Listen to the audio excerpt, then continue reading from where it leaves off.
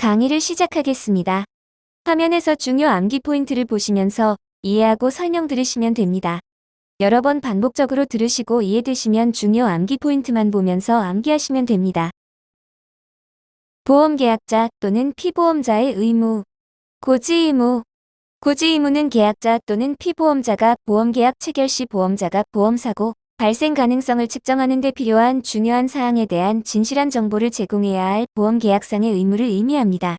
고지의무를 이행하지 않아도 보험자가 강제적으로 그 수행을 강요하거나 불이행으로 인해 손해배상을 청구할 수 있는 것은 아니지만 보험자는 고지의무 위반을 이유로 보험계약을 해지할 수 있습니다. 고지는 법률에 따라 구두 또는 서면으로 이루어질 수 있으며 명시적이든 묵시적이든 상관없습니다.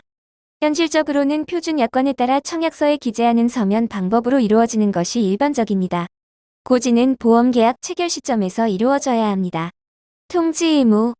계약자 또는 피보험자의 의무에는 고지 의무 외에도 위험 발생과 관련하여 보험자에게 통지해야 하는 의무가 있습니다. 위험 변경 증가의 통지 의무. 계약자 또는 피보험자가 보험사고 발생의 위험이 현저하게 변경되거나 증가한 사실을 알게 되면 지체 없이 보험자에게 통지해야 합니다. 이러한 위험 변경 증가 통지 의무는 보험기간 중에 발생한 것이어야 하며 계약자 또는 피보험자가 개입할 수 없는 제3자의 행위에 의한 것이어야 합니다. 위험 유지 의무. 보험기간 중에 계약자 또는 피보험자나 보험수익자는 보험자가 인수한 위험을 보험자의 동의 없이 증가시키거나 제3자가 증가시키지 못하도록 하는 의무를 지고 있습니다. 계약자 또는 피보험자, 보험수익자의 고의나 중대한 과실로 인해 사고 발생의 위험이 현저하게 변경되거나 증가한 경우 보험자는 그 사실을 알게 된 날로부터 1개월 이내에 보험료의 증액을 청구하거나 계약을 해지할 수 있습니다. 손해 방지 경감 의무. 우리나라 상법은 손해보험 계약에서 계약자와 피보험자는 보험사고 발생 시 손해를 방지하고 경감하기 위해 노력해야 한다고 규정하고 있으며 이를 손해 방지 경감 의무라고 합니다. 손해 방지 경감 의무의 범위. 손해 방지 경감 의무를 지는 자의 범위. 상법상 손해 방지 경감 의무를 지는 자는 계약자와 피보험자입니다. 또한 계약자나 피보험자의 대리권을 가진 대리인과 지배인도 손해 방지 경감 의무를 집니다. 계약자나 피보험자가 다수일 경우 각자의 의무를 지는 것으로 간주됩니다. 그러나 이 의무는 손해보험에서만 발생하는 의무로서 인보험의 보험 수익자는 손해 방지 경감 의무를 부담하지 않습니다.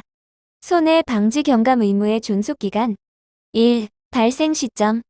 손해보험 약관에서는 보험사고가 발생한 때에는 또는 보험사고가 발생한 것을 안 때에는 이라고 규정하여 손해 방지 경감 의무의 시점은 보험사고가 발생하여 손해가 예상되는 순간부터라고 해석됩니다. 2. 사고 자체의 예방이 포함되는지 여부. 따라서 보험사고 발생 전의 보험기간은 손해 방지 경감 의무의 존속기간이 아니며 사고 자체를 예방해야 하는 것은 이 의무에 포함되지 않습니다. 3. 소멸 시점. 계약자나 피보험자가 손해 방지 경감 의무를 부담하는 기간은 손해 방지 가능성이 있는 기간 동안 존속한다고 볼 수 있으므로 손해 방지 경감 의무의 소멸 시점은 손해 방지의 가능성이 사라진 때입니다. 손해 방지 경감 의무의 방법과 노력의 정도. 1. 방법과 노력의 정도. 손해 방지 경감 의무의 방법은 계약자나 피보험자가 현실적으로 손해 방지를 위해 기대되는 방법일 뿐입니다. 손해 방지 경감 의무의 이행을 위한 노력은 계약자나 피보험자가 자신의 이익을 위해 할 수 있는 정도의 노력입니다. 그러나 손해 방지 경감 의무의 방법과 노력의 정도는 임의로 결정할 수 없으며 보험계약의 최대선의 원칙에 따라 각각의 사례에 따라 판단되어야 합니다. 2. 보험자의 지시에 의한 경우.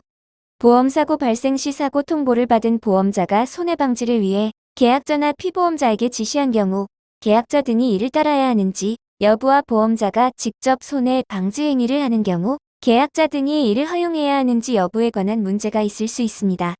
그러나 손해방지 경감 의무가 보험단체와 공익보호 측면에서 인정되고 있다는 점에서 허용되는 것으로 보아야 합니다. 손해방지 경감 의무 위반의 효과.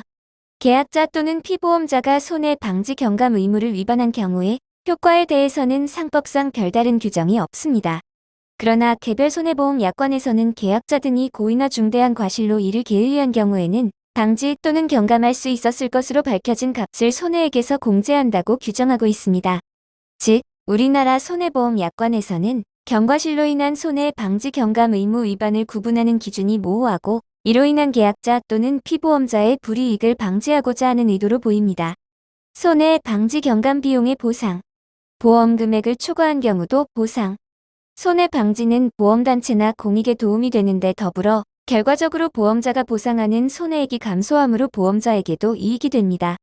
이에 따라 우리나라 상법에서는 손해 방지를 위해 계약자 등이 부담한 필요 또는 유익한 비용과 보상액이 보험 금액을 초과한 경우에도 보험자가 이를 부담하도록 규정하고 있습니다. 여기서 필요 또는 유익한 비용이란 비용 지출 결과 실질적으로 손해 경감이 있었던 것만을 의미하는 것뿐만 아니라 그 상황에서 손해 경감 목적을 가지고 한 타당한 행위에 대한 비용이 포함됩니다. 일부 보험의 경우에는 손해방지 비용은 보험 금액의 보험가액에 따라서 보험자가 부담하고 그 잔액은 피보험자가 부담합니다. 보험증권 및 보험약관. 보험증권의 의미. 보험증권은 보험계약 체결 시 그 계약이 성립되었음을 증명하고 그 내용을 기록한 후 보험자가 기명하여 날인하여 계약자에게 전달하는 문서입니다. 보험자는 계약이 성립한 즉시 보험증권을 작성하여 계약자에게 전달해야 합니다. 다만 계약자가 보험료의 일부 또는 최초 보험료를 지불하지 않았을 때에는 이 조항이 적용되지 않습니다.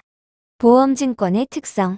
보험증권은 보험계약이 성립한 사실을 입증하는 증거로 계약 성립 시 발급됩니다. 이것은 유가증권이 아닌 단순히 증거서류로 양도 및 배서에 의해 전달될 수 있습니다. 보험증권은 보험자가 사전에 작성하고 보험계약의 성립 사실을 증명하는 역할을 합니다. 그러므로 분실되더라도 보험계약의 효력에 영향을 미치지 않습니다. 보험증권의 내용. 보험증권에는 계약자의 성명과 주소, 피보험자의 성명과 주소, 보험 목적물, 계약기간, 보험금액, 보험료 및 계약일 등이 포함됩니다. 또한 일반 보험약관, 보험자가 손해를 보상할 때와 그렇지 않을 때와 같은 계약 내용을 설명하는 부분도 있으며 특별한 조건을 추가하거나 삭제할 때 사용되는 특별보험약관도 있습니다. 보험증권의 법적 성격. 요식증권성. 보험증권은 일정한 사항을 기재해야 하므로 요식증권의 성격을 가집니다. 보험자가 보험증권에 기재해야 하는 사항에는 보험 목적, 사고 성질, 보험 금액, 보험료 및 지급 방법, 계약기간의 시작일과 종료일, 무효 사유 및 실권 사유, 계약자의 주소와 성명 또는 상호, 계약일, 보험증권 작성 장소 및 작성 일자 등이 포함됩니다. 증거증권성. 보험증권은 보험계약의 성립을 증명하기 위해 보험자가 발행하는 증거증권입니다. 계약자가 이해 없이 보험증권을 수령하면 그 내용이 보험계약에 대한 사실적인 증거가 됩니다. 그러나 그 자체로 계약서는 아닙니다. 면책증권성. 보험증권은 면책증권으로 보험자는 보험금 등의 지급 대상자의 자격 여부를 조사할 권리가 있지만 의무는 없습니다. 보험자가 보험증권을 제시한 사람에게 악이나 중대한 과실이 없이 보험금 등을 지급할 경우 보험자는 그 책임을 면합니다. 상환증권성. 실무적으로 보험자는 보험증권과 함께 상환증권으로 보험금 등을 지급하므로 보험증권은 상환증권의 성격을 가지고 있습니다. 유가증권성. 일부 보험에서는 보험증권이 유가증권의 성격을 가질 수 있습니다. 법률상으로 유가증권은 기명식에 한정되지 않으며 지시식 또는 무기명식으로 발행될 수 있습니다. 예를 들어 운송보험, 적하보험과 같은 경우 지시식 또는 무기명식 보험증권이 사용됩니다.